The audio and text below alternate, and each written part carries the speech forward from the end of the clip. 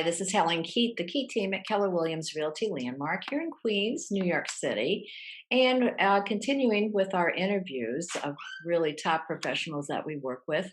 This is the Key team talks, and today we have Ronit Rogoszinski, who's a certified financial planner, who's developed not only her formal education but her lifelong uh, passion for financial literacy, and she'll tell you a little bit about her specialties, which are transitioning widows, pre-retirees, and divorced individuals, and helping them gain a perspective and planning grasp for their lives. So let's just start here. Welcome, Ronit. I thank you for joining us today. Thank you for having me. Oh, my pleasure. Okay, so tell us a little bit. She's created a branded program, and she's going to tell you what that is and how she came to initiate that program. Well, I've been in the financial service industry now for 30 years. I was very, very lucky that the first job out of college was right into the banking world and into a management training program. And early on, I started to really like what the financial advisors were doing with our clients, and really wanted type of planning versus just being the branch manager at the time. So I've been licensed for years now, working primarily with women. And what I realized over the years was that women don't really want, different investments or different products or things like that. They really just want a different investment experience. And what I mean by that is that we as women have always, I don't want to say sidelined, but really haven't been given the same language or the same empowerment to handle our own money. And so working with women, I found that they really just wanted me to talk to them. I don't want to say in English, but really in layman's term, but in a way that was respectful, patient, and really empowering. And so that's where this idea of going out on my own about 16 years ago, creating my own firm called Women in Wealth Solutions, and really, not that I don't have men as clients, I do, but the vast majority of my clients are women, primarily women that did not really choose to handle their money, or didn't really plan for it, but when they found themselves in that position, were very able and very willing to get on board and, get involved. As a result of that, I created with a colleague of mine, Audrey Siegel, at this point, it's a working, hands-on workshop called Facing Facts, where our goal was to take not just your personal goals or just your professional development, but tie it all together with a financial overlap. Because to me, as a financial advisor who ultimately offers financial planning and managing the monies in the markets, I always said to my clients, how do I know how to manage your money if I don't know who you are or what this money is supposed to do? Okay. So it's not silos, it's all part of the same parcel. And if we don't get everything out and on the table, how do we know if we're doing the right thing? So that's been my approach.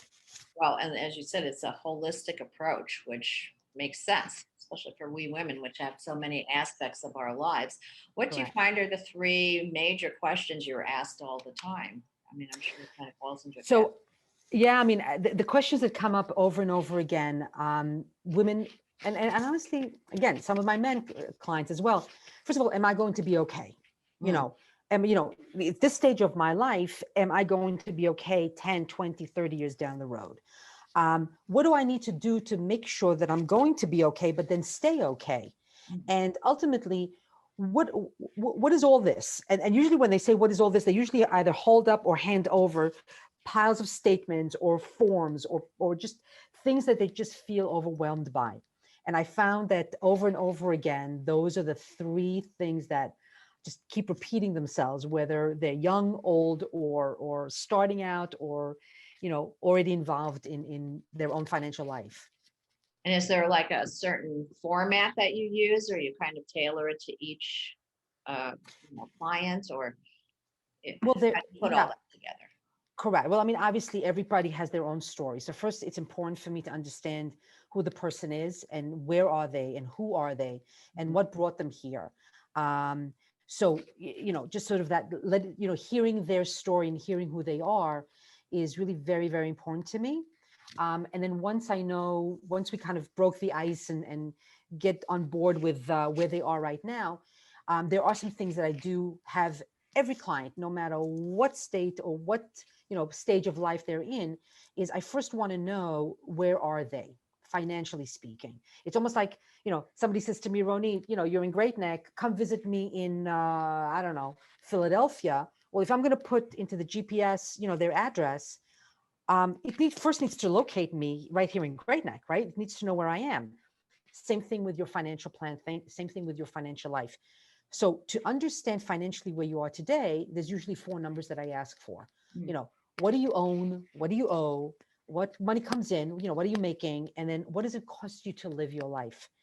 And as simple as that sounds, Mm. it could really be that simple, where somebody, if they're organized or if something that they worked on before, they can pull out those phone numbers in no time. But then there are other times where it could take months for somebody to pull all those numbers together, because they've never had to do that before. They don't know how to do that before, or they're not exactly sure that they can get all that information. Mm. So my job is, number one, to sort of take that stress away and just give them an action plan as to, let's first find out how we can, what we can do to get you here. Perfect. And then once we have those numbers, then we can talk further. That's great, because you're absolutely right. I mean, I even see it on this end with real estate. A lot of times people have no idea about their deed or their CFO, their anything, and so they have to have the hand holding and really Correct. guidance, which for you coming in the financial field where they're so used to a lot of times being very cursory and, not listening, like you said, to the actual problems or their situation. So very nice what you've developed. Terrific. Um, Talk a little bit about this. You offer like this journey, with your sessions with actual other referred partners too. I mean, it's an all-encompassing approach that you have there, which I Correct. really like. Correct.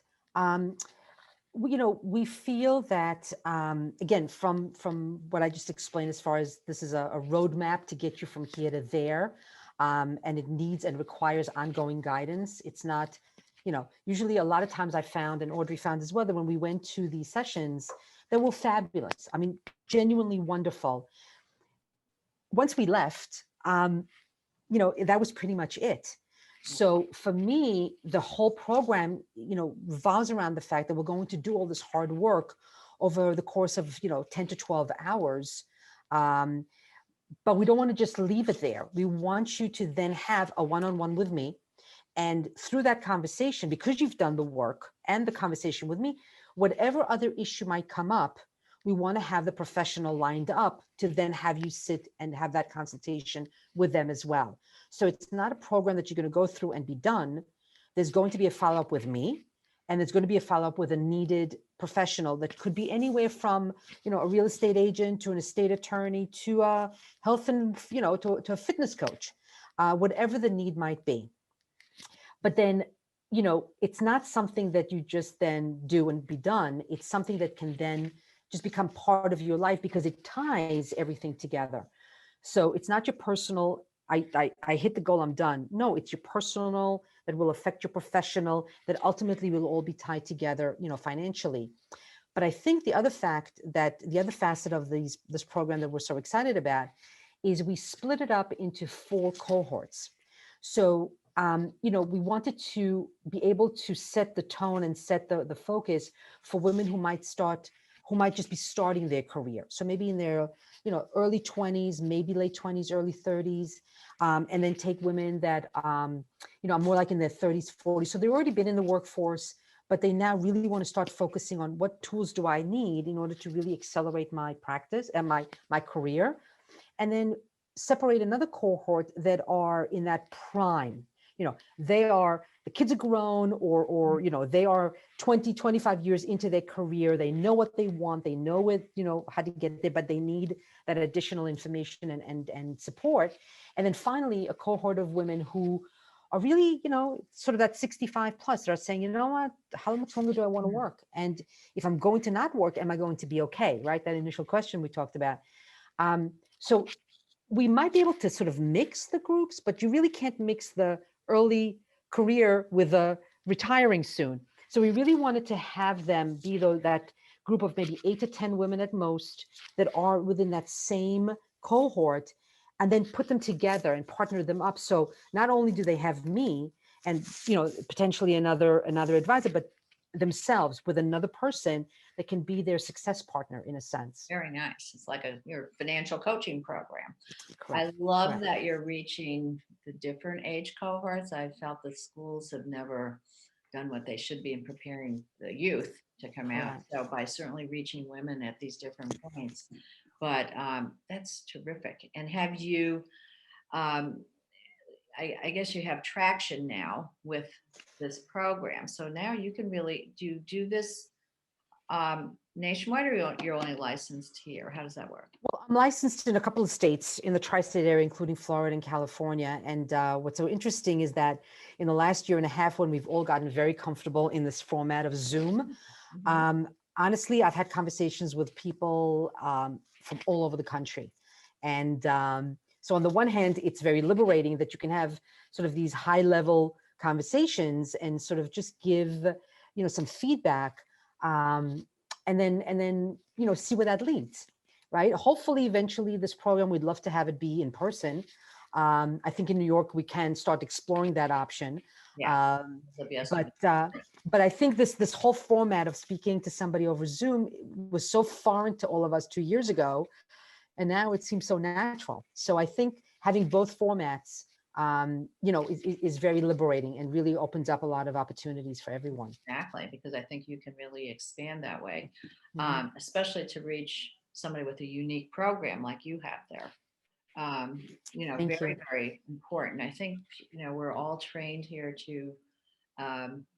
it's the same way of finances have been dealt with. And we've been told, especially women, this is how you do things, right? But to Correct. have this empowering feeling and understanding from the ground up how things work, how you can really get control and feel in control. I mean, right? So that's Correct. really good. Correct. Well, Exactly. any guidance that you feel coming as far as changes in the market, as far as planning? I think probably things are still up in the air sometimes about government changes. So I guess we'll keep our eye on certain things. Correct. But you advise people as you see these things happening. Yes, I mean, so obviously I manage the funds and the portfolios for my clients on an active basis. So in fact, I just had a conversation with somebody this morning. We're pretty much holding the fort right now. We're not making any major changes. But I think what was very interesting, something that I've been quite passionate about, or didn't realize how passionate I was about it till it actually happened. I've long thought and felt that it's important to align your values with the way that you invest and run your businesses. And one of the things that I've, become much more aware of over the course of the last decade or so is really that the impact that we have not just on the earth and the environment, but really on each other from a social perspective. And so if I'm going to manage funds for clients and I'm bringing monies, whether it's 500,000 or $1 million to a specific money manager on behalf of a group of clients, it's important for me to then know what are they actually investing in. And if they're investing in companies that don't align with my values or the values of my clients, why would I want to hand them that kind of money to manage, to do something with? So about a couple of years ago, I started to transition my portfolio into more what's called ESG focused funds and ETFs. And ESG stands for environmental, social, and governance.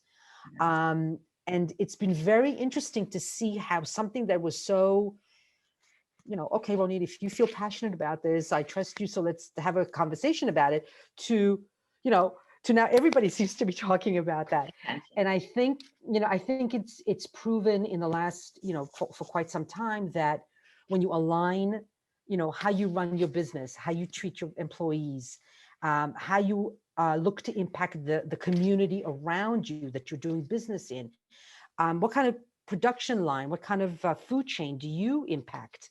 When you start to really focus on those things, they really can add to the bottom line of those companies.